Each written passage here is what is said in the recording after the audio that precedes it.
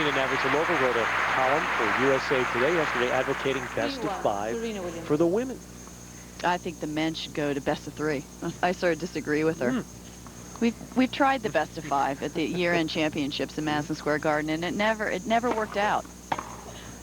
I think for TV, best of 3 would be better for men too.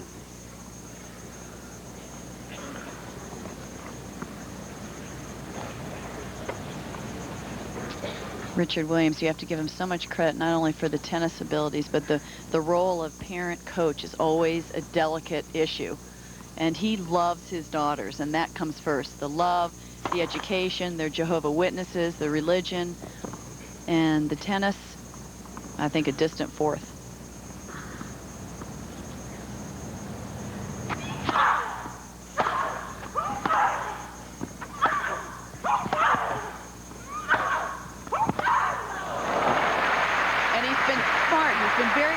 Richard, you know, he is their main coach, but they've used a lot of different resources. Rick Macy, they work with him for 2 or 3 years.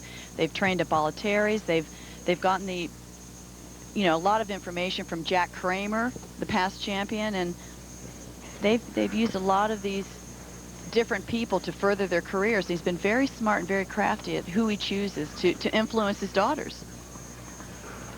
Such incredible effort and exertion on that last point as the players change ends. 3-all. 7 points wins the tiebreak.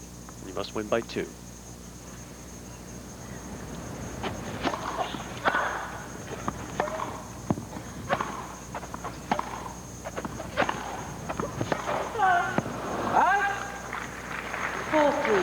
Venus Williams. So now Venus Williams winning 2 points on Serena's serve. She has the edge at 4-3.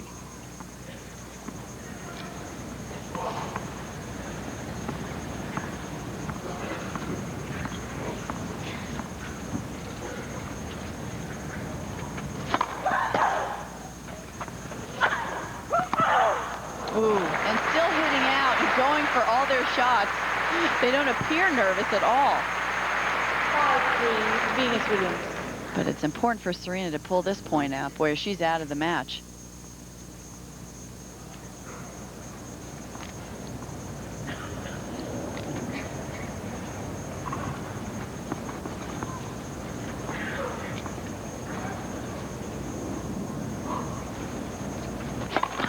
Let's first.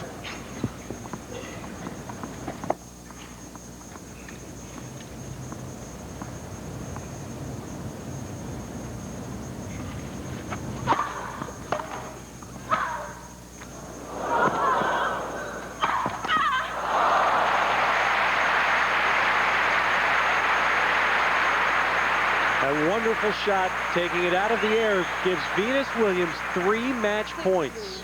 Well, Venus has been the most fearless in this tiebreaker, taking chances. And you sense center court, they want to go a third. They don't want Serena to lose this point.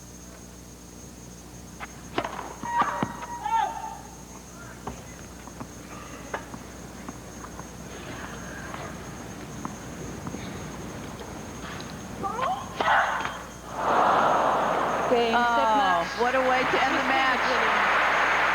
Serena can't believe it, neither can Venus. And now they'll be sisters again. But Big Sis has her moment. And Venus Williams will play for the Wimbledon Ladies Championship.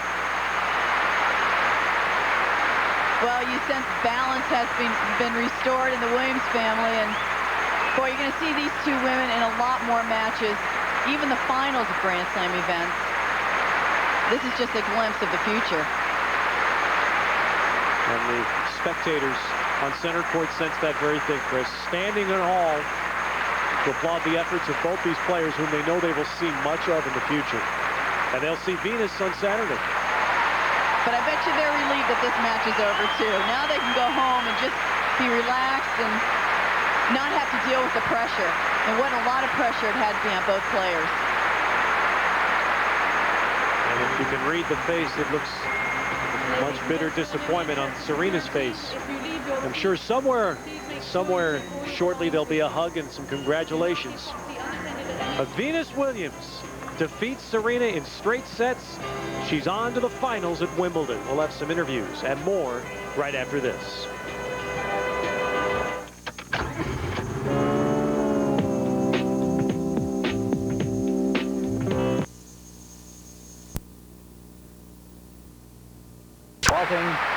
And obviously not a happy way to go out against anybody, and certainly not against Sister Venus. Struggling here close to tears as they shake hands with the chair umpire. And let's see it from Venus's side, awaiting that second serve from her sister, trying to stay in the match. Same set match. And a very similar reaction and response from Venus, not clearly wanting it to end that way for her little sister. And afterwards, Bud Collins spoke with the winner, Venus. Venus, congratulations. When you saw that last serve go into the net, what was the feeling? You know, I was like, unreal, total horrible way to end it, because Serena usually, if she's going to end it, she just goes for it, you know. And this time I think she was just thinking too much. And what were you thinking? It's over? What were you thinking? I was like, this can't be I don't know, for some reason I didn't believe the match was over. We were having fun out there, just having a blast, showing everybody what power tennis is, what real tennis is. We were out there playing. What was the feeling when you went out there?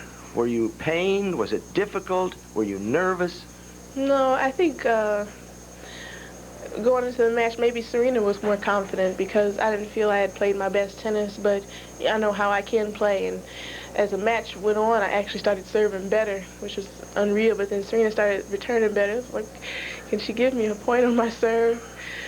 So it was a wonderful day, especially since the sun was shining. Do you feel sad for her? Oh, of course. What do you mean? I don't really feel happy. I don't really feel like this is a victory. And I understand that I'm in the finals and I got to move forward, you know, one more match. But it doesn't feel the same. Are you going to win this tournament? Yeah, I feel like I can do it. And that's the way I have to feel. I can't go into the final feeling like I can't win the tournament. I would be down 3-love already. We wish you well. Congratulations Thanks. again. Thanks. The Williams won. Well, a disconsolate and unusually subdued Serena did go to meet with the press following her defeat. Was there some sense in your family that this was Venus's turn, since you had already won a Grand Slam? I can't answer that question for my family. Did you have any discussion at all before the match about this being Venus's big opportunity to win her first Grand Slam? No. A lot of us who are younger siblings know that sometimes it's really kind of hard psychologically to beat the older one, whatever it is, even a game of checkers. I mean, does that ever play into it with you at this point, do you think? It's tough being the youngest. No, I don't think so. I mean, I beat her before, and like I said, she brought out her best game against me today. So you've been reading the papers at all, and almost every single person from Sampras to Agassi to Navratilova was picking you to win the match.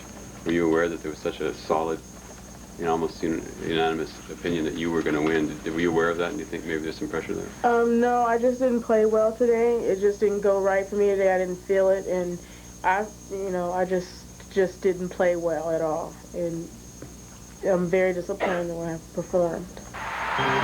Tough day for Serena, but Venus is into the championship, and we'll be back to tell you who she will meet in the Wimbledon final, and also give you a preview of the men's semifinals, which will be seen here tomorrow on NBC.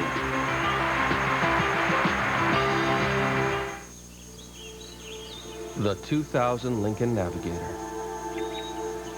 It's so luxurious,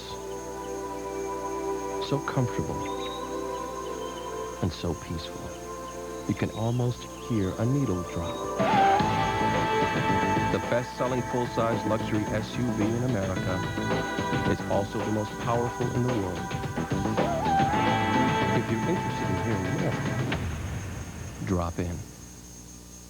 At IBM.com, we sell a full line of Unix servers, like the B50. It's affordable, stackable, perfect for starting your e-business. We also sell the world's fastest web server, the S80. This one fits almost anywhere. The other one, well... Keep it coming. Keep it... Stop.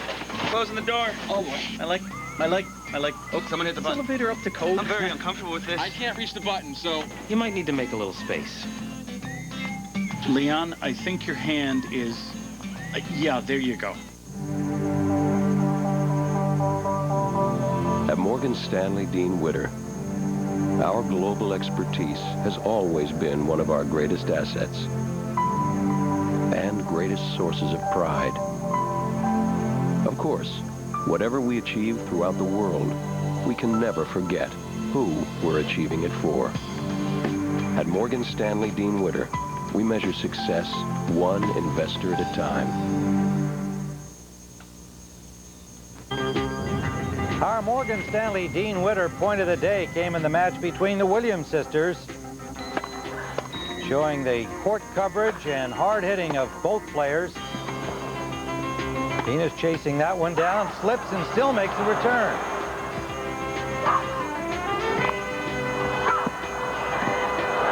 But the drop shot by Serena too much there. That's our point of the day, but Venus comes out on top of the match. In the other semifinal, the number 2 seed and defending champion, Lindsay Davenport, had no problem at all with the 17-year-old from Australia, Jelena Dokic, winning 6-4 and 6-2 in just 51 minutes. And so, the championship match, number 5, Venus Williams, against number 2, Lindsay Davenport. Davenport leads in their head-to-head series, 9 matches to 3, but it's their first meeting on grass. There's plenty more excitement coming your way tomorrow in the men's semifinals at the championships. Number 2 seed Andre Agassi and number 12 Patrick Rafter meet tomorrow in the semifinals for the second year in a row. Last year the advantage was Agassi's as he prevailed in straight sets over the Aussie. Game set about Agassi. This year Andre is here by way of a straight sets victory over hard-serving Mark Philippoussis. Back in 1992, he learned what it means to be a Wimbledon champion. He has nothing but respect for his opponent tomorrow.